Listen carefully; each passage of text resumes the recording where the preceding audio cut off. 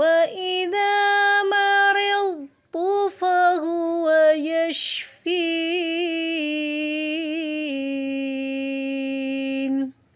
السلام علیکم ورحمۃ اللہ وبرکاتہ۔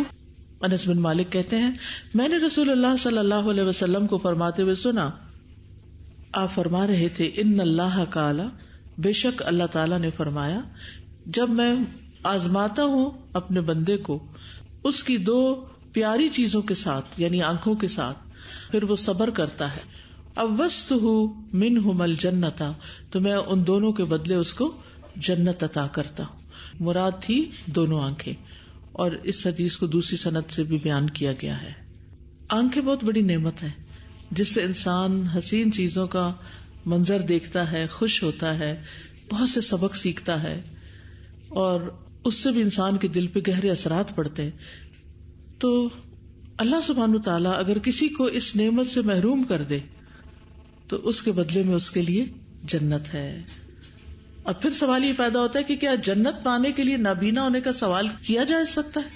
نہیں، ایسا نہیں کرنا چاہیے، کیونکہ صحیح حدیث سے یہ دعا ملتی ہے، اللہم متعنا باسماعنا وابصارنا وقواتنا ما احییتنا واجعلہ الوارث منا، اے اللہ ہمیں ہماری سماعت، ہماری بصارت اور ہماری قوت سے مستفید کر دے اور اسے ہمارا وارث بنا دے۔ لیکن یہ کہہ سکتے ہیں اللہم انی اسألک الجنہ، اے اللہ میں تجھ سے جنت کا سوال کرتا ہوں، یعنی نابینا کیے بغیر ہی تو ہمیں جنت عطا کر دے۔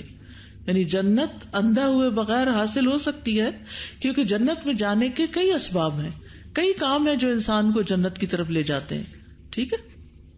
حبیبتیہ کا لفظ آنکھوں کے لیے استعمال ہوا ہے، اس سے پتہ چلتا ہے کہ آنکھیں انسان کی بہت پیاری چیزیں ہیں، انسان کی خوبصورتی میں بھی اضافہ کرتی ہیں اور انسان کے محبوب اعضاء میں سے ہے، اور اس کی قدر و قیمت اس سے پوچھی جا سکتی ہے جو نابینا ہو۔ اور صبر کرنے کا مطلب کیا ہے کہ اللہ سے ثواب کی امید رکھے اور آنکھوں کے نہ ہونے کا شکوہ نہ کرے، اور نہ ہی بے چینی اور بے قراری کا اظہار کرے۔ بے چینی کا اظہار، بے قراری کا اظہار، کمپلینٹس، یہ صبر کے خلاف ہے۔ یعنی صبر کے خلاف صرف یہ نہیں ہوتا کہ انسان چیخے چلائے، یعنی بیزاری کا رویہ اختیار کرنا جو ہے، چڑچڑا پن اور ہر ایک کے ساتھ ناراضگی، ڈانٹ ڈپٹ، یہ سب کچھ بے صبری کے ضمن میں آتا ہے۔ اس سے یہ بھی پتہ چلتا ہے کہ بیماری کی آزمائش سے انسان کو فائدہ حاصل ہوتا ہے، یعنی انسان کے درجات بلند ہوتے ہیں، گناہوں کا کفارہ ہوتا ہے۔